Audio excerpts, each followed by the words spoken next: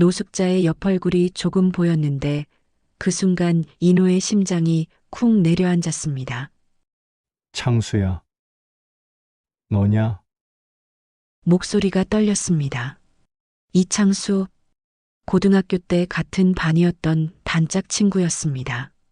인호는 망설임 없이 자신의 도시락을 창수 앞에 조심스럽게 놓았습니다. 밥은 먹고 다녀야지. 인호는 더 이상 말을 걸지 않고 발걸음을 돌렸습니다. 뒤돌아보고 싶었지만 참았습니다. 서로의 자존심을 지켜주는 것이 진짜 배려라는 걸 알고 있었거든요. 창수는 왜 이곳에서 노숙자가 되었을까요? 사연 시작 전 구독과 좋아요 부탁드립니다. 알림 설정을 해두시면 새로운 이야기가 올라올 때 바로 만나보실 수 있습니다. 서울 변두리 낡은 건물들 사이에 자리 잡은 작은 분식집. 허름한 간판에는 인혼의 분식이라는 글씨가 바래져 있습니다. 한때 번화했던 이 골목도 이제는 재개발 바람에 밀려 하나둘 문을 닫는 가게들이 늘어나고 있었습니다. 박인호는 오늘도 묵묵히 기름 냄새 가득한 주방에서 떡볶이를 끓이고 있었습니다. 58세의 인호, 7년 전까지만 해도 대기업 영업부 과장으로 한 달에 400만 원씩 받으며 가족들 앞에서 당당했던 가장이었습니다. 정장 차림으로 아침마다 지하철을 타고 출근하던 그때가 있었죠. 하지만 2017년 겨울 차가운 구조조정 통보서 한 장이 인호의 인생을 송두리째 바꿔놓았습니다. 박인호 과장님 수고 많으셨습니다. 30년 다닌 회사에서 받은 마지막 인사였습니다. 아저씨, 떡볶이 하나 포장이요. 교복을 입은 학생이 들어왔습니다. 인호는 익숙한 손놀림으로 떡볶이를 담으며 쓴웃음을 지었습니다. 하루 매출이 고작 5만 원에서 8만 원. 예전 하루 점심값도 안 되는 돈이었습니다. 학생이 떠나고 나니 분식집은 다시 적막해졌습니다. 벽에 걸린 낡은 시계가 오후 6시를 가리켰습니다. 인호는 주머니에서 구겨진 지폐 몇 장을 꺼내 세어봤습니다. 오늘 하루 벌어들인 돈은 6만 3천 원. 임대료 월 80만 원, 재료비에 전기료까지 계산하면 남는 게 얼마나 될까요? 인호는 한숨을 푹 내쉬며 가스레인지 불을 껐습니다. 그때 휴대폰에 메시지가 도착했습니다. 딸 윤지에게서였습니다. 아빠, 오늘도 고생 많으셨어요. 도시락 싸서 기다리고 있을게요. 사랑해요. 인호는 스마트폰 화면을 바라보며 눈시울이 붉어졌습니다. 34살 된 딸이 아직도 아버지를 걱정해주는 마음이 고맙기도 하고 미안하기도 했습니다. 윤지는 초등학교 교사로 일하며 한 달에 250만 원 정도 받고 있었습니다. 결혼도 미루고 부모님을 챙기느라 자신의 인생을 뒤로 미루고 있는 딸을 생각하니 가슴이 답답했습니다. 아내 미화는 동네 마트에서 아르바이트를 하며 하루 4만 원씩 벌어오고 있었고요. 가족 모두가 각자의 자리에서 치열하게 버티고 있었습니다. 인호는 낡은 셔터를 내리며 하루를 마감했습니다. 골목길을 따라 집으로 향하는 발걸음이 무거웠습니다.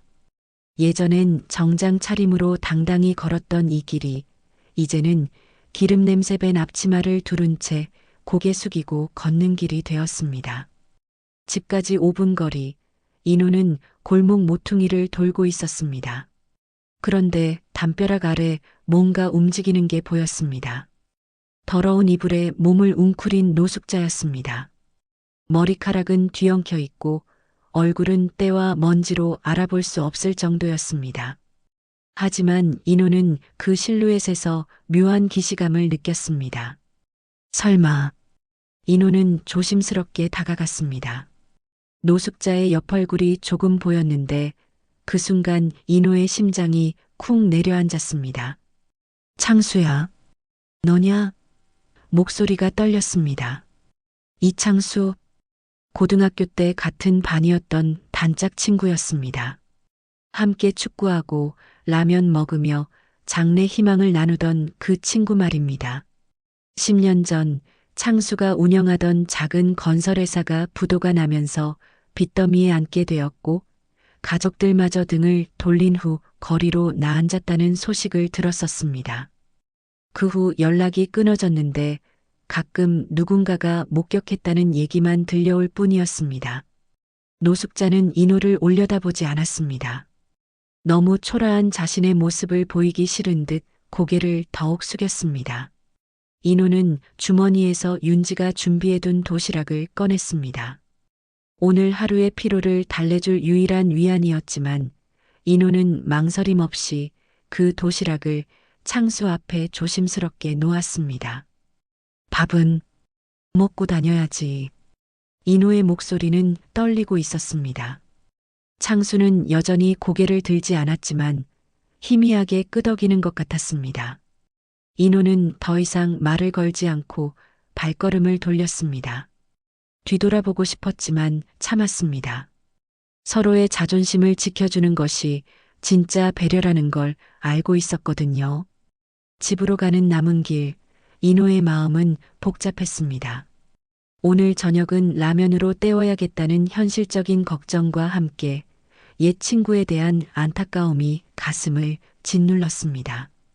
모든 것이 무너져 내린 듯한 인생이지만 그래도 누군가를 위해 내어줄 수 있는 마음만은 남아있다는 사실이 인호에게는 작은 위로가 되었습니다.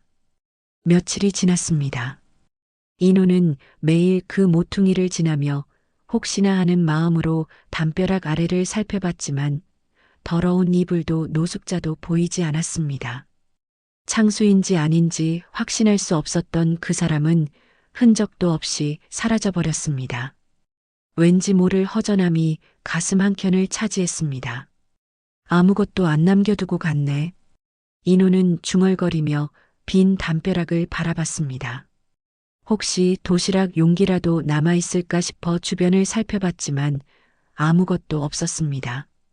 그냥 꿈이었나 싶을 정도로 깨끗하게 사라져버린 흔적들이었습니다. 분식집으로 돌아온 인호는 평소와 다름없이 하루를 시작했습니다. 떡볶이 국물을 끓이고 김밥용 단무지를 썰고 튀김 기름을 데우는 일상의 반복이었습니다. 하지만 마음 한편에는 계속해서 그 노숙자 생각이 맴돌았습니다. 정말 창수였을까? 아니면 그냥 비슷하게 생긴 다른 사람이었을까? 오후 2시쯤 분식집 문이 열리면서 정장을 입은 중년 남성이 들어왔습니다. 60대 초반으로 보이는 그 남성은 비싼 시계를 차고 있었고 구두도 반짝반짝 윤이 나는 명품이었습니다. 인호와는 확연히 다른 계층의 사람임을 한눈에 알 수 있었습니다. 사장님이 박인호 씨시죠? 남성의 목소리는 권위적이었습니다. 인호는 고개를 끄덕였습니다. 저는 대한건설 최 사장이라고 합니다. 잠깐 시간 좀 내주실 수 있을까요? 최 사장은 가방에서 서류 뭉치를 꺼내 테이블 위에 펼쳤습니다. 각종 도면과 허가서들이 빼곡히 적혀 있었습니다. 이 일대 재개발 사업을 저희가 맡게 되었습니다. 아시다시피 이 건물도 철거 대상에 포함되어 있고요.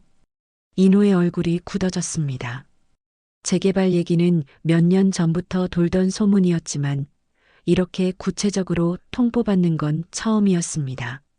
언제까지죠? 인호의 목소리는 떨렸습니다. 6개월 후입니다. 충분한 시간을 드린다고 생각합니다. 물론 적정한 보상금도 지급될 예정이고요. 최 사장은 사무적인 톤으로 말했습니다. 다만 원활한 사업 진행을 위해서는 사장님의 협조가 필요합니다. 다른 상인들도 대부분 동의하셨거든요. 인호는 아무 말도 할 수 없었습니다. 이 분식집이 7년간 가족의 생계를 책임져 왔는데 갑자기 6개월 후에는 없어진다는 게 현실로 다가오지 않았습니다. 보상금이 얼마나 되죠? 평방미터당 150만 원 정도로 책정했습니다. 이 가게 면적이 대략 15평 정도니까 한 2,200만 원 정도 나올 것 같네요. 최 사장은 계산기를 두드리며 말했습니다. 2,200만 원. 다른 곳에서 새로 가게를 차리기에는 턱없이 부족한 돈이었습니다. 권리금만 해도 5천만 원은 좋게 들어갈 텐데 보증금에 인테리어 비용까지 생각하면 최소한 1억은 있어야 했습니다. 좀 더 생각해 볼 시간을 주실 수 있을까요? 인호는 간신히 입을 열었습니다. 최 사장은 시계를 보더니 서류를 정리했습니다. 물론입니다. 하지만 너무 오래 끌지는 마세요. 다른 분들 일정도 있으니까요. 최 사장이 나간 후 인호는 멍하니 앉아 있었습니다. 곧 직원 한 명이 들어와서 가게 유리창에 빨간 스티커를 붙였습니다. 철거 예정 마이너스 대한건설이라고 적힌 스티커였습니다. 인호는 그 스티커를 바라보며 현실감이 밀려왔습니다. 저녁 시간이 되어 가게 문을 닫을 때까지 인호는 계속 그 빨간 스티커를 바라봤습니다. 7년간 자신의 모든 것이었던 이 작은 공간이 6개월 후에는 사라진다는 사실이 믿어지지 않았습니다. 가족들에게 이 소식을 어떻게 전해야 할지도 막막했습니다. 밤 10시 인호는 무거운 마음으로 셔터를 내렸습니다. 집으로 가는 길에 다시 그 모퉁이를 지났지만 여전히 아무도 없었습니다. 혹시라도 하는 마음에 주변을 둘러봤지만 창수로 추정되는 노숙자는 온데간데 없었습니다. 집에 도착해서 현관문을 열려던 순간 인호는 발을 멈췄습니다. 분식집 문 앞에 뭔가 놓여 있었습니다. 도시락 용기였습니다. 낡긴 했지만 깨끗하게 씻긴 용기 안에는 따뜻한 국과 정성스럽게 만든 반찬들이 담겨 있었습니다. 김치찌개와 계란말이, 그리고 작은 반찬 몇 가지. 냄새를 맡아보니 갓 만든 따뜻한 음식이었습니다. 인호는 주변을 둘러봤지만 아무도 보이지 않았습니다. 인적이 드문 밤 시간, 누가 이런 정성스러운 음식을 만들어서 몰래 가져다 놓았을까요? 누구지? 인호는 중얼거리며 도시락을 들어 올렸습니다. 용기 바닥에 작은 쪽지가 붙어 있었습니다. 고맙습니다라고 삐뚤삐뚤 적힌 글씨였습니다. 어딘지 익숙한 글씨체 같기도 하고 아닌 것 같기도 했습니다. 인호는 따뜻한 도시락을 들고 집으로 들어갔습니다. 오늘 하루 있었던 일들이 머릿속에서 뒤섞였습니다. 철거 통보라는 절망적인 소식과 따뜻한 도시락이라는 위로가 동시에 찾아온 기묘한 하루였습니다. 과연 누가 이 도시락을 가져다 놓았을까요? 그리고 며칠 전 사라진 그 노숙자와 관련이 있는 걸까요? 도시락 사건이 있은 지 사흘이 지났습니다. 인호는 여전히 그 정체를 알 수 없었습니다. 매일 밤 분식집 문 앞을 확인해 봤지만 더 이상 도시락이 놓이지는 않았습니다. 하지만 그 따뜻했던 김치찌개 맛은 계속 기억에 남아 있었습니다. 마치 어머니가 끓여주시던 그런 정성스러운 맛이었거든요. 오늘도 평소와 같은 하루였습니다. 아침 일찍 분식집 문을 열고 재료를 손질하고 몇 안 되는 손님들을 맞이하는 일상의 반복이었습니다. 철거 예정 스티커가 붙은 유리창을 보며 한숨만 깊어져 갔습니다. 보상금으로는 새로운 시작을 하기에 턱없이 부족했고 58세라는 나이에 다시 취업을 하기에는 너무 늦었습니다. 오후 3시경 인호는 평소처럼 떡볶이 국물을 저어가며 멍하니 창밖을 바라보고 있었습니다. 그런데 갑자기 분식집 앞에 검은색 고급 승용차 한 대가 멈춰 섰습니다. 번호판을 보니 서울 암흑의 1234, 확실히 비싼 차였습니다. 이런 동네에는 어울리지 않는 차종이었죠. 운전석 문이 열리면서 정장을 말끔히 차려입은 중년 남성이 내렸습니다. 50대 후반으로 보이는 그 남성은 키가 크고 당당한 걸음걸이였습니다. 고급스러운 정장에 반짝이는 구두, 그리고 손목에 찬 시계까지. 모든 것이 성공한 사업가의 모습이었습니다. 남성은 분식집 간판을 올려다보더니 천천히 문을 열고 들어왔습니다. 인호는 국자를 든 채로 그를 바라봤습니다. 뭔가 익숙한 느낌이 들었지만 확신할 수는 없었습니다. 너무나 달라진 모습이었거든요. 어서 오세요. 뭐 드릴까요? 인호는 평소처럼 인사했습니다. 남성은 주변을 둘러보더니 낡은 의자에 조심스럽게 앉았습니다. 그리고 인호를 직시하며 천천히 입을 열었습니다. 인호, 날 기억 못하겠지?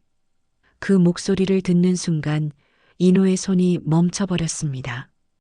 분명히 들어본 적이 있는 목소리였습니다. 하지만 너무나 달라진 외모 때문에 쉽게 확신할 수 없었습니다. 혹시? 인호는 떨리는 목소리로 물었습니다. 창수냐?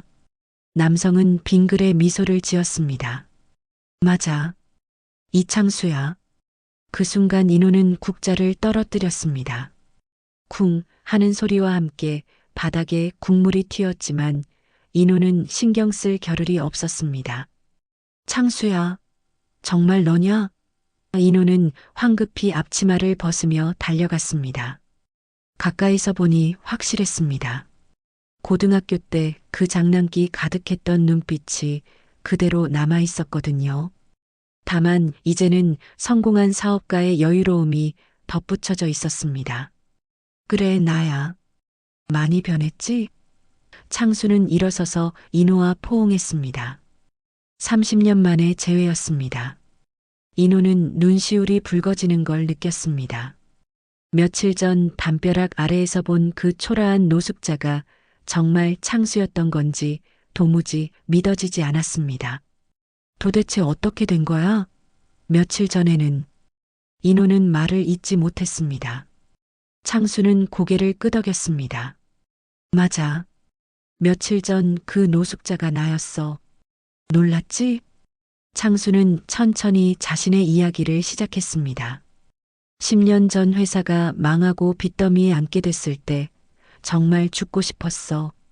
가족들도 다 등을 돌렸고 친구들도 연락을 끊었지. 그때 진짜 거리에서 몇 년을 떠돌았거든. 인호는 숨을 죽이고 들었습니다. 창수의 목소리에는 그때의 아픔이 고스란히 담겨 있었습니다. 그런데 어느 날 밤 내가 도시락을 주더라고. 기억나?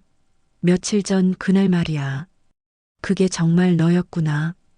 인호는 중얼거렸습니다. 그 도시락을 받고 나서야 정신이 번쩍 들었어. 아, 내가 아직 살아있구나. 누군가 나를 걱정해 주는구나 하고 말이야. 창수의 눈에 눈물이 맺혔습니다. 그 도시락이 인생의 유일한 온기였어. 정말로. 창수는 잠시 말을 멈추고 깊이 숨을 들이쉬었습니다. 그날 밤부터 달라졌어. 구직 사이트를 뒤져서 경비원 일자리를 찾았고 거기서부터 다시 시작했지. 하루 5만 원씩 받는 일용직 경비원이었지만 그래도 희망이 생겼거든. 그런데 어떻게 이렇게까지? 인호는 창수의 고급 정장을 바라보며 물었습니다. 경비 일을 하면서 건설 현장을 많이 보게 됐어. 그러다 보니 부동산 시장의 흐름이 보이더라고. 작은 돈부터 모아서 투자를 시작했고 운이 좋게도 몇 번 성공했지. 그 돈으로 작은 건설회사를 차렸고 지금은 창수는 잠시 멈췄습니다. 연 매출 500억 정도 되는 회사의 사장이야. 인호는 입을 다물지 못했습니다. 며칠 전 노숙자였던 친구가 수백억대 회사의 CEO라니 믿어지지 않는 일이었습니다. 하지만 성공했다고 해서 그때의 고마움을 잊을 수는 없어. 창수는 인호의 손을 잡았습니다. 내 도시락 하나가 내 인생을 바꿨거든. 그래서 며칠 전부터 몰래 보답하고 있었어. 가게 앞에 도시락 놓은 것도 나야. 그게 내가 한 일이었구나. 인호는 감격했습니다. 30년 우정이 이런 형태로 이어지고 있었다는 사실이 믿기지 않았습니다. 창수는 주머니에서 명함을 꺼내 인호에게 건넸습니다. 대성건설 대표이사 이창수라고 적혀 있었습니다. 인호는 그 명함을 바라보며 감회가 새로웠습니다. 인생이란 정말 알 수 없는 것이라는 생각이 들었습니다. 창수와의 재회 후 며칠이 흘렀습니다. 인호는 아직도 그 충격적인 만남을 현실로 받아들이기 어려웠습니다. 30년 만에 만난 친구가 하루아침에 거대한 성공을 이뤘다는 사실도 놀라웠지만 무엇보다 자신이 건넨 도시락 하나가 친구의 인생을 바꿨다는 이야기가 마음 깊이 와닿았습니다. 오늘도 평상시처럼 분식집을 운영하고 있는데 창수가 다시 찾아왔습니다. 이번에는 더욱 격식을 차린 모습이었습니다. 손에는 큰 서류 가방을 들고 있었고 표정도 진지했습니다. 인호야, 오늘은 중요한 얘기를 하러 왔어. 창수는 평소보다 목소리에 무게가 실려 있었습니다. 인호는 가스레인지 불을 끄고 창수 앞에 앉았습니다. 무슨 말을 하려는 건지 궁금했습니다.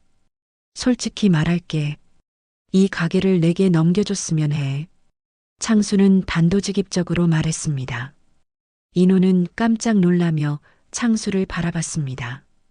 뭔 소리야? 갑자기 왜? 창수는 서류 가방에서 두꺼운 사업 계획서를 꺼냈습니다. 내가 더 큰 분식 프랜차이즈로 만들어주겠어. 인혼의 분식을 전국 체인으로 키우는 거야. 너는 본사 회장으로 앉히고 매달 몇 천만 원씩 받을 수 있게 해줄게. 사업 계획서에는 화려한 인테리어 도면과 예상 수익 계산서가 빼곡히 들어 있었습니다. 1호점부터 100호점까지의 확장 계획, 그리고 인호가 받게 될 로열티까지 구체적으로 적혀 있었습니다.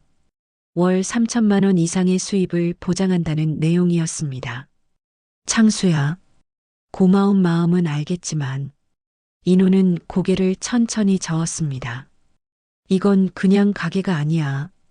우리 가족이 함께 지켜온 집이거든. 창수는 이해할 수 없다는 표정을 지었습니다. 인호야, 지금 철거 예정 스티커까지 붙어 있잖아. 어차피 6개월 후에는 없어질 건데 그 전에 나한테 넘기면 모든 게 해결돼. 그래도 안 돼. 여기서 7년 동안 땀 흘리며 버텨왔는데 그냥 넘길 수는 없어. 인호의 목소리에는 확고한 의지가 담겨 있었습니다. 창수는 당황스러운 듯 서류를 다시 정리했습니다. 그때 분식집 문이 열리며 윤지가 들어왔습니다. 아빠, 오늘도 도시락 가져왔어요. 윤지는 창수를 보고 잠시 멈췄습니다. 며칠 전에 오신 분이시네요. 안녕하세요. 이창수라고 합니다. 인호 아버님의 고등학교 동창이에요. 창수는 정중하게 인사했습니다. 윤지는 밝게 웃으며 인사를 받았습니다. 창수는 윤지에게 자신의 사업 계획을 자세히 설명했습니다. 분식집을 프랜차이즈로 키워서 전국적인 브랜드로 만들겠다는 야심찬 계획이었습니다. 윤지는 눈을 반짝이며 들었습니다. 정말 대단하세요. 아버지 가게가 그렇게 클 수 있다니. 윤지는 감탄했습니다. 아빠도 고생 많이 하셨는데 이런 기회가 생기다니 정말 다행이에요. 창수는 윤지의 반응에 만족스러워했습니다. 윤지 씨도 교육 사업에 관심이 있으시면 저희 재단에서 일하실 수 있어요. 장학 사업도 하고 있거든요. 정말요? 저 그런 일에 관심이 많았는데. 윤지는 창수에게 호감을 보이기 시작했습니다. 성공한 사업가이면서도 인자한 인상의 창수가 마음에 들었던 것 같습니다. 저녁 시간이 되어 가족들이 모두 집에 모였습니다. 인호는 창수의 제안에 대해 아내 미화에게 이야기했습니다. 하지만 미화의 반응은 예상과 달랐습니다. 뭔가 이상하지 않아? 미화는 의심스러운 표정을 지었습니다. 갑자기 나타나서 그렇게 큰 호의를 베푼다는 게 좀 수상해. 여보, 창수는 내 절친한 친구야. 고등학교 때부터 알고 지낸 사이라고. 인호는 아내를 설득하려 했습니다. 그래도 이상해. 저 사람 갑자기 너무 착하게 굴잖아. 30년 만에 나타나서 수백억짜리 사업을 제안한다고? 뭔가 다른 속셈이 있는 것 같아. 미화는 고개를 저었습니다. 윤지는 어머니와 반대 의견이었습니다. 엄마, 창수 아저씨는 정말 좋은 분 같은데요. 아버지한테 받은 은혜를 갚으려는 것 같아요. 윤지야, 세상에 공짜는 없어. 특히 사업에서는 더욱 그렇지.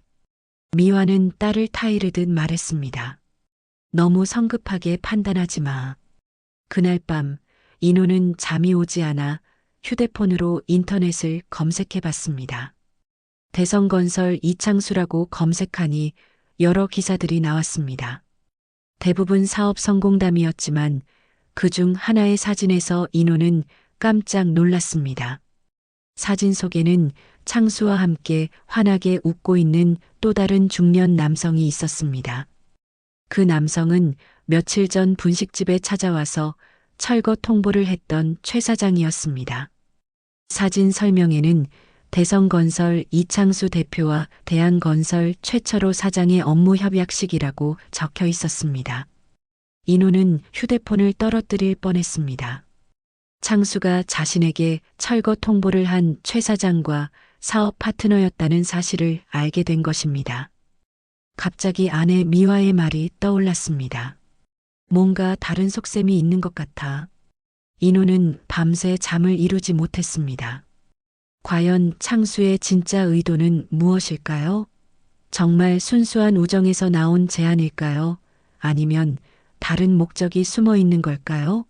30년 우정에 금이 가기 시작하는 순간이었습니다. 다음 날 아침, 인호는 밤새 뒤척인 탓에 눈이 푸석푸석했습니다. 창수와 최 사장이 함께 찍힌 사진이 머릿속에서 떠나지 않았습니다. 혹시 자신이 잘못 본 건 아닐까 하는 마음에 다시 한번 휴대폰을 확인해 봤지만 분명히 같은 사람이었습니다. 분식집 문을 열고 평소처럼 준비를 하고 있는데 창수가 또다시 찾아왔습니다. 이번에는 더욱 비싼 정장을 입고 있었고 손에는 고급 서류 가방을 들고 있었습니다. 평소와 다름없이 밝은 표정이었지만 인호의 눈에는 그 미소가 가식적으로 보였습니다. 인호야, 어제 우리 얘기 더 생각해 봤어? 창수는 평상시처럼 친근하게 말했습니다. 프랜차이즈 계약서도 가져왔으니까 한번 봐봐. 인호는 묵묵히 창수를 바라봤습니다. 어떻게 말을 꺼내야 할지 고민했습니다. 30년 우정을 한순간에 의심하고 싶지 않았지만 그 사진은 너무나 명확했습니다. 창수야. 인호는 조심스럽게 입을 열었습니다. 혹시 최 사장이라고 아냐? 대한건설 최철호 사장 말이야. 창수의 표정이 순간 굳어졌습니다. 미세한 변화였지만 인호는 놓치지 않았습니다.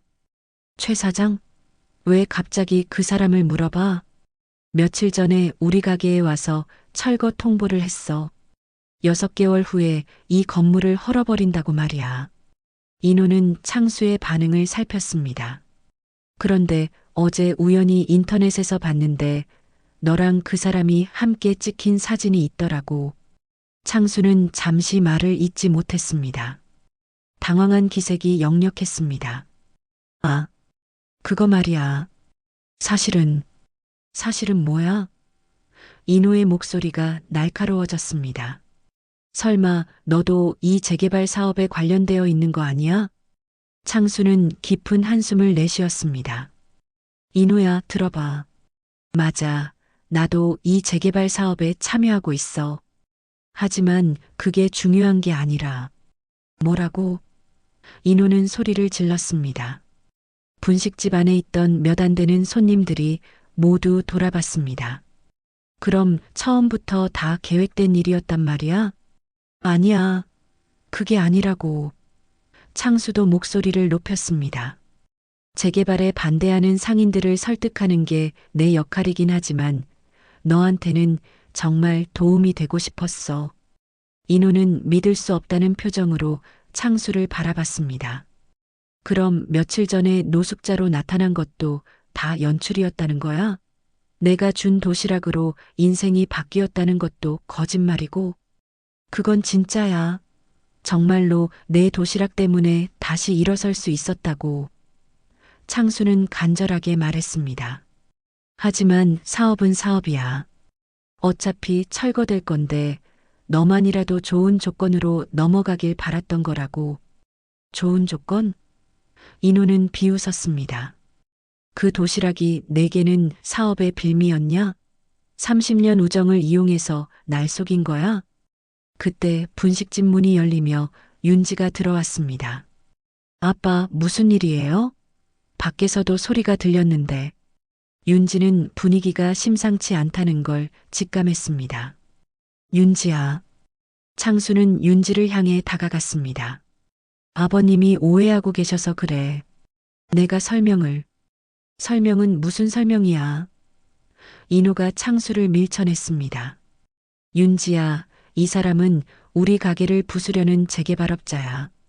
친구인 척하면서 우리를 속인 거라고. 윤지는 충격에 빠진 표정이었습니다. 창수 아저씨, 정말이에요? 아버지를 속인 거예요? 윤지의 목소리는 떨리고 있었습니다. 어제까지만 해도 존경하고 신뢰했던 사람이 거짓말쟁이였다는 사실을 받아들이기 어려웠습니다. 창수는 아무 말도 할 수 없었습니다. 윤지의 실망한 눈빛을 보니 가슴이 찢어지는 것 같았습니다. 윤지 씨, 저는 정말 인호가 소리쳤습니다. 다시는 내 앞에 나타나지 마. 30년 우정이 이런 식으로 끝나는구나. 창수는 서류 가방을 들고 천천히 일어났습니다. 마지막으로 인호와 윤지를 바라봤지만 더 이상 할 말이 없었습니다. 인호야, 미안해. 그것이 창수가 남긴 마지막 말이었습니다. 창수가 떠난 후 분식집은 정막에 휩싸였습니다. 윤지는 의자에 주저앉아 울음을 터뜨렸습니다. 아빠, 저 정말 바보였나 봐요. 그 사람을 완전히 믿었는데. 윤지야, 내 잘못이 아니야. 인호는 딸을 위로했습니다. 아빠도 속았으니까 30년 동안 알고 지낸 친구라고 생각했는데 그날 오후부터 이상한 일들이 벌어지기 시작했습니다. 분식집 앞에 큰 트럭들이 나타나서 철거용 장비들을 내리기 시작했습니다. 포크레인과 각종 공구들이 가게 바로 앞에 배치되었습니다. 뭐 하는 거예요? 인호가 작업자들에게 물었습니다. 내일부터 철거 작업 시작됩니다. 미리 장비 배치하는 거예요. 작업자는 무뚝뚝하게 대답했습니다. 6개월 유예 기간이 갑자기 한 달로 단축됐다고 하네요. 인호는 얼굴이 창백해졌습니다. 분명히 6개월이라고 했는데 갑자기 한 달로 줄어든 이유를 알 것 같았습니다. 창수가 자신의 거부 의사를 전달한 후 재개발 업체들이 압박을 가하기 시작한 것입니다. 저녁 무렵 포크레인이 시험 삼아 가동되면서 진동이 발생했습니다. 그 진동 때문에 분식집 유리창에 길게 금이 갔습니다.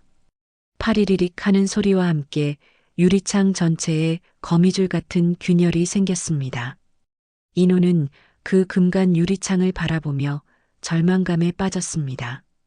30년 우정도 금이 가고 7년간 지켜온 가게도 부서져 가고 있었습니다. 과연 이 모든 상황을 어떻게 헤쳐나가야 할까요? 창수와의 갈등이 있은 지 사흘이 지났습니다. 인호는 하루하루가 지옥 같았습니다.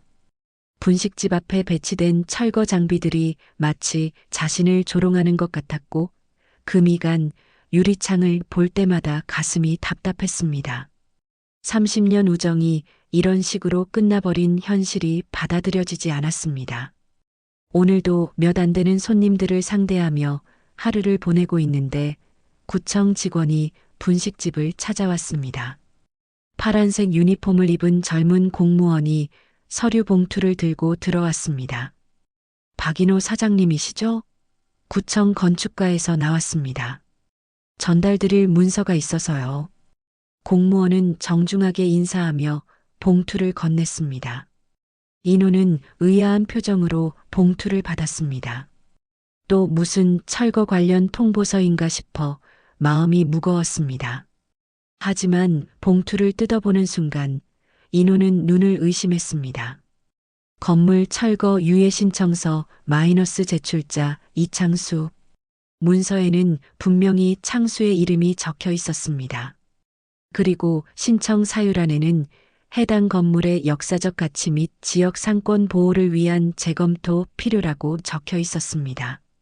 신청일자는 어제 날짜였습니다. 이게 무슨 뜻이죠? 인호는 떨리는 목소리로 물었습니다. 이창수 씨가 이 건물의 철거를 6개월간 유예해달라고 신청하셨어요. 그리고 재개발 구역에서 이 건물만 제외해달라는 별도 신청서도 제출하셨고요. 공무원은 친절하게 설명했습니다. 인호는 문서를 다시 한번 자세히 읽어봤습니다. 분명히 창수가 자신의 이름으로 신청한 것이 맞았습니다. 하지만 이해할 수 없었습니다. 며칠 전에 그렇게 다퉜는데 왜 이런 일을 했을까요? 혹시 이 신청이 받아들여질 가능성이 있나요? 인호는 간절한 마음으로 물었습니다. 글쎄요. 이창수 씨가 대성건설 대표이시잖아요. 재개발 사업의 주요 참여업체 대표가 직접 신청하신 거라 무시하기는 어려울 것 같은데요. 공무원은 고개를 갸웃거렸습니다. 다만 이 때문에 재개발 사업 전체가 지연될 수도 있어서 다른 업체들과 마찰이 있을 것 같습니다. 공무원이 떠난 후 인호는 멍하니 그 문서를 바라봤습니다. 창수가 자신을 속였다고 생각했는데 뒤에서는 이런 일을 하고 있었던 것입니다. 분식집을 지키기 위해 자신의 사업에 타격을 감수하면서까지 말입니다. 그날 오후 인호는 참을 수 없어서 창수에게 전화를 걸었습니다. 한참을 망설이다가 마침내 번호를 눌렀습니다. 신호음이 몇 번 울린 후 창수가 전화를 받았습니다. 인호야? 창수의 목소리는 지쳐 있었습니다. 무슨 일이야? 구청에서 문서를 받았어. 인호는 직설적으로 말했습니다. 내가 철거 유예 신청을 했다면서? 창수는 잠시 말이 없었습니다. 아, 그거 벌써 전달됐구나. 왜 그런 짓을 했어? 내 사업에 손해가 될 텐데. 인호는 복잡한 심정으로 물었습니다. 손해라. 창수는 쓴웃음을 지었습니다. 인호야, 내가 진짜 원했던 건 너를 도와주는 거였어. 사업은 그냥 핑계였지. 창수는 천천히 자신의 진짜 마음을 털어놓기 시작했습니다. 처음에는 맞아. 재개발 사업 때문에 접근한 거였어. 하지만 너를 다시 만나고 그 도시락의 의미를 생각하니까 마음이 바뀌었어. 그래도 처음부터 솔직하게 말했어야지. 인호는 아직도 서운한 마음이 남아 있었습니다. 미안해. 너무 복잡하게 생각했나 봐. 사실 대한건설하고는 어제 계약을 파기했어. 창수의 목소리가 무거워졌습니다. 분식집 구역만 빼고 재개발을 진행하겠다고 했더니 최 사장이 발광하더라고. 인호는 깜짝 놀랐습니다. 계약을 파기했다고? 그럼 손해가 엄청날 텐데. 100억 정도 날렸지. 창수는 담담하게 말했습니다. 하지만 그 도시락 하나로 살았던 생명이 어떻게 돈 때문에 친구를 버려. 내가 바보였어. 인호는 목이 메었습니다. 창수가 자신을 위해서 그렇게 큰 손해를 감수했다는 사실이 믿어지지 않았습니다. 창수야, 왜 그런 짓을? 은혜를 돌리는 게 당연한 거 아니야? 창수의 목소리에 눈물이 섞여 있었습니다. 10년 전 그 추운 밤에 내가 준 도시락이 내 인생을 바꿨는데 이제 내가 너를 도와줄 차례지. 인호는 더 이상 말을 이을 수 없었습니다. 눈시울이 붉어지면서 목소리가 떨렸습니다. 그놈, 끝까지 말도 안 하고. 전화를 끊은 후 인호는 분식집 의자에 주저앉았습니다. 며칠 동안 창수를 미워했던 자신이 부끄러웠습니다. 진짜 친구라는 게 이런 것이구나 하는 생각이 들었습니다. 말로 표현하지 않아도 행동으로 모든 것을 보여주는 것 말입니다. 그때 분식집 밖에서 큰 소음이 들렸습니다. 창밖을 보니 철거 장비들이 트럭에 실려서 떠나고 있었습니다. 작업자들이 공사 중단 명령 떨어졌다고 말하는 소리가 들렸습니다. 인호는 금이 간 유리창을 바라봤습니다. 비록 상처는 났지만 이제는 그 금마저도 소중해 보였습니다. 30년 우정에 생긴 상처처럼 아물면 더 단단해질 수 있을 것 같았습니다. 저녁이 되어 윤지가 도시락을 들고 왔습니다. 아빠, 인터넷 뉴스 봤어요. 창수 아저씨가 재개발 계약을 파기했다면서요? 그래. 우리 가게를 지켜주려고. 인호는 딸에게 오늘 있었던 일을 자세히 말해줬습니다. 윤지는 눈물을 글썽이며 들었습니다. 아저씨한테 사과해야겠어요. 제가 너무 심하게 말한 것 같아서. 윤지는 미안한 표정을 지었습니다. 인호는 고개를 끄덕였습니다. 이제 창수에게 제대로 된 사과와 감사 인사를 전해야 할 때였습니다. 30년 우정이 진짜 우정으로 거듭나는 순간이 다가오고 있었습니다. 창수와의 전화 통화 후 이틀이 지났습니다. 인호는 창수에게 연락을 해야겠다는 생각을 계속하고 있었지만 선뜻 용기가 나지 않았습니다. 어떤 말로 사과를 해야 할지, 어떻게 고마움을 표현해야 할지 막막했습니다. 30년 우정에 금이 갔다가 다시 회복되는 일이 이렇게 어려운 줄 몰랐습니다. 오늘도 평소처럼 분식집 문을 열고 장사를 시작했습니다. 철거 장비들이 모두 사라지고 나니 거리가 한결 평화로워 보였습니다. 금이 간 유리창도 어제 새로 교체했습니다. 투명하고 깨끗한 새 유리창을 보니 마음도 한결 가벼워졌습니다. 오후 2시경 익숙한 검은색 승용차가 분식집 앞에 멈춰 섰습니다. 창수가 내렸는데 평소와는 다른 모습이었습니다. 고급 정장 대신 편안한 캐주얼 차림이었고 표정도 한결 편안해 보였습니다. 창수는 분식집 문을 열고 들어오면서 조심스럽게 말했습니다. 인호야, 들어가도 될까? 당연하지. 어서 들어와. 인호는 반갑게 맞이했습니다.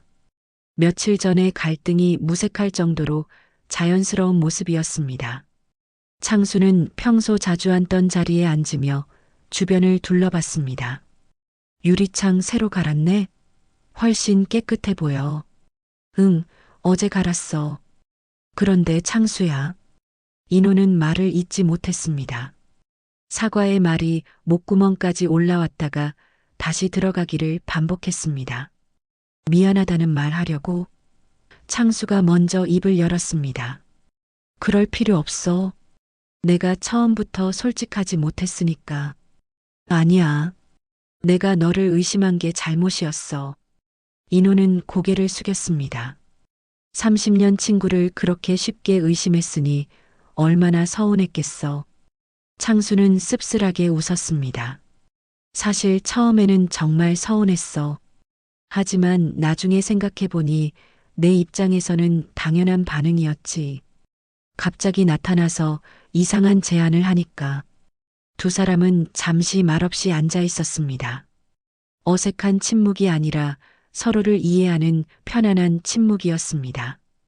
30년이라는 세월의 무게가 느껴지는 순간이었습니다. 그런데 진짜 100억이나 손해봤어? 인호가 조심스럽게 물었습니다. 100억 정도야 뭐. 돈은 또 벌면 되지. 창수는 담담하게 말했습니다. 하지만 친구는 잃으면 다시 얻기 어려우니까. 그때 분식집 문이 열리며 윤지가 들어왔습니다. 아빠, 오늘도. 창수 아저씨. 윤지는 창수를 보자마자 달려가서 깊게 인사했습니다. 아저씨, 정말 죄송해요. 제가 너무 심하게 말씀드렸어요. 아니야, 윤지 씨. 내가 잘못한 게 없어. 창수는 윤지를 일으켜 세우며 말했습니다. 오히려 내가 너희들한테 상처를 준 것 같아서 미안해. 윤지는 눈물을 글썽이며 말했습니다. 아저씨가 아버지를 위해서 그렇게 큰 손해를 감수하셨다는 걸 알았어요. 정말 고마워요. 창수는 윤지의 어깨를 가볍게 두드리며 말했습니다. 윤지 씨한테 약속 하나 하고 싶어?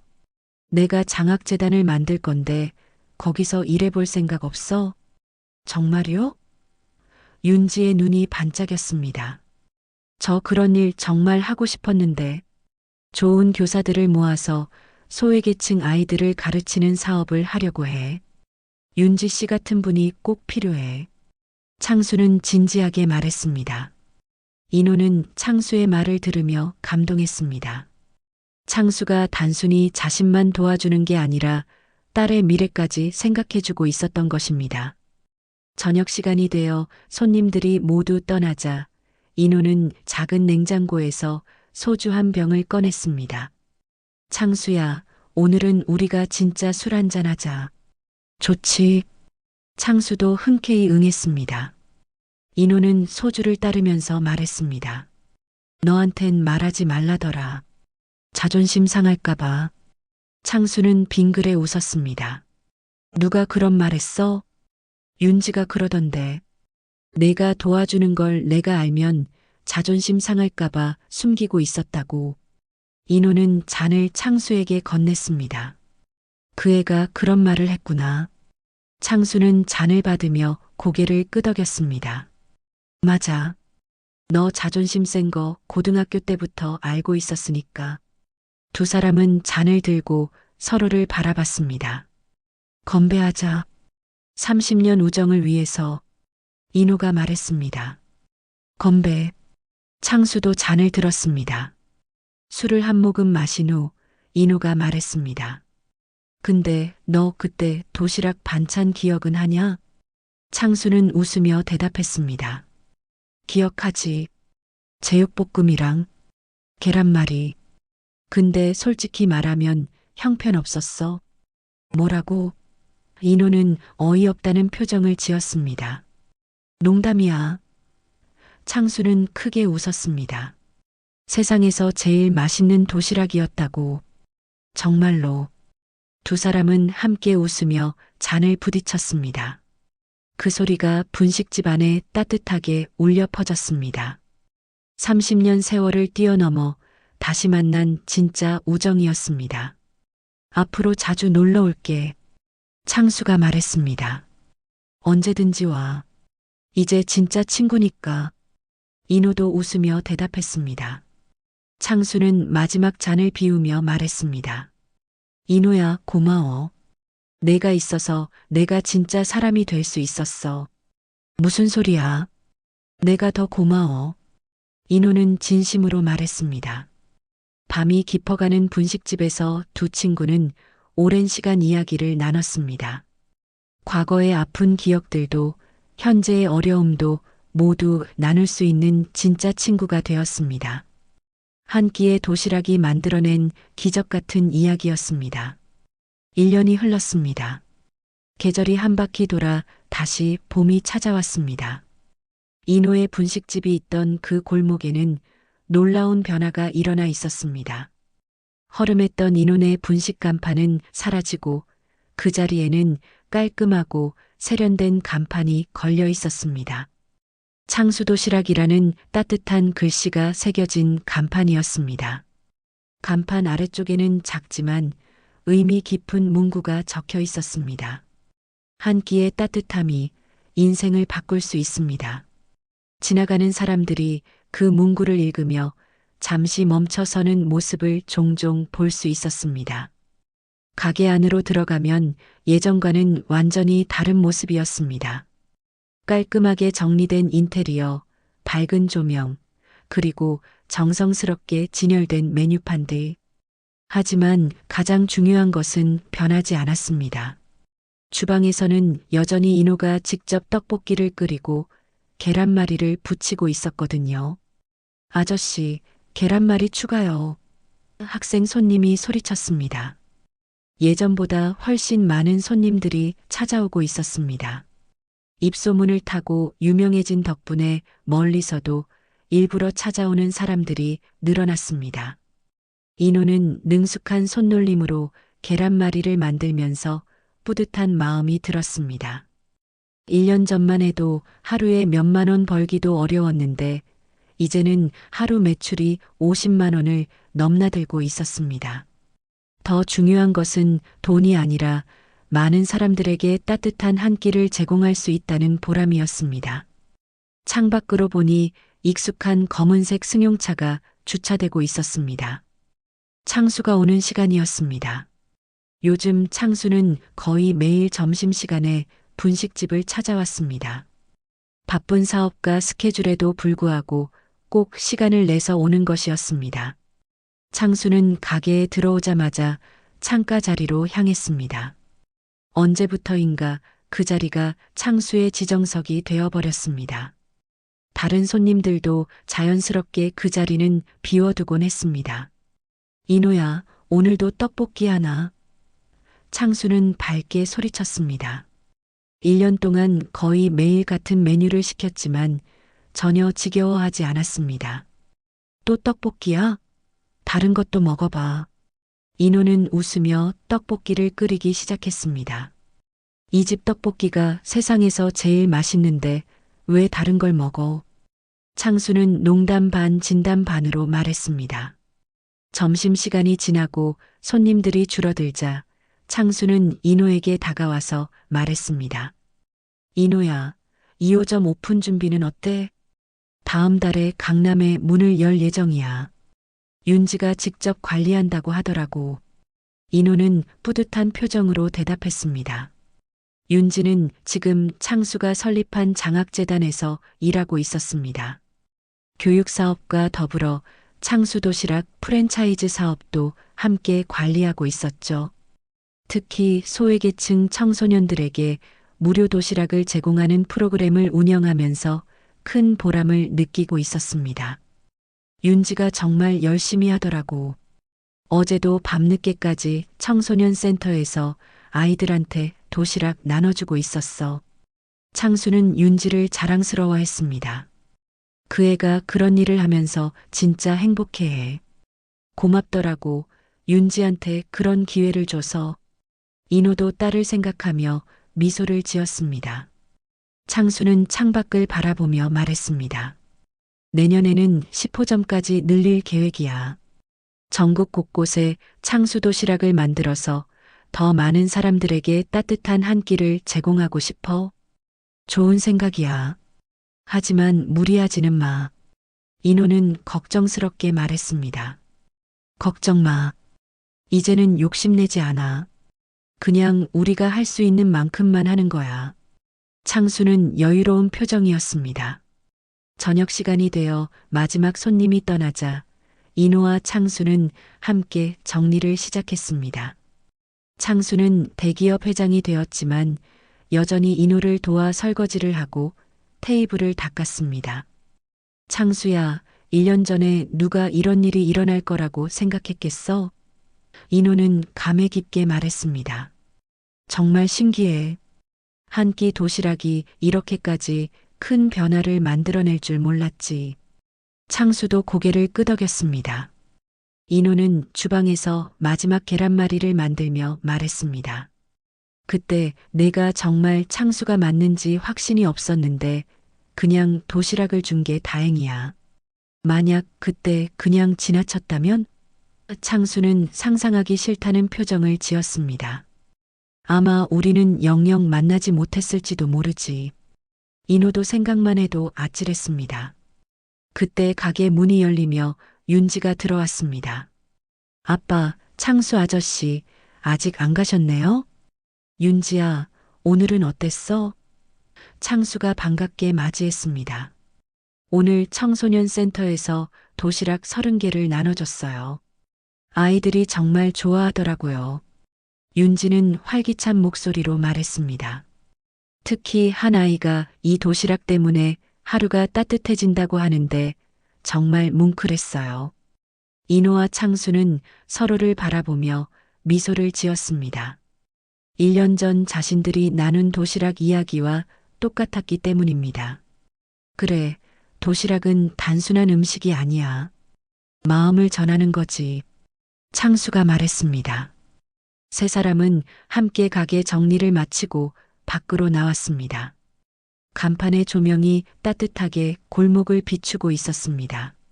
한 끼의 따뜻함이 인생을 바꿀 수 있습니다라는 문구가 더욱 선명하게 보였습니다. 창수는 차에 타기 전에 마지막으로 가게를 돌아보며 말했습니다. 이 집은 세상에서 제일 맛있는 밥집이야. 인호는 웃으며 대답했습니다. 1년 동안 매일 같은 말을 하네. 1년 후에도 10년 후에도 같은 말을 할 거야. 창수는 확신에 찬 목소리로 말했습니다. 골목 끝에서 한 번 더 손을 흔들며 떠나가는 창수를 바라보며 인호는 감사한 마음이 들었습니다. 한 끼의 도시락이 만들어낸 기적 같은 이야기. 이제 그 이야기는 더 많은 사람들에게 전해지고 있었습니다. 따뜻한 마음 하나가 얼마나 큰 변화를 만들 수 있는지 보여주는 살아있는 증거였습니다.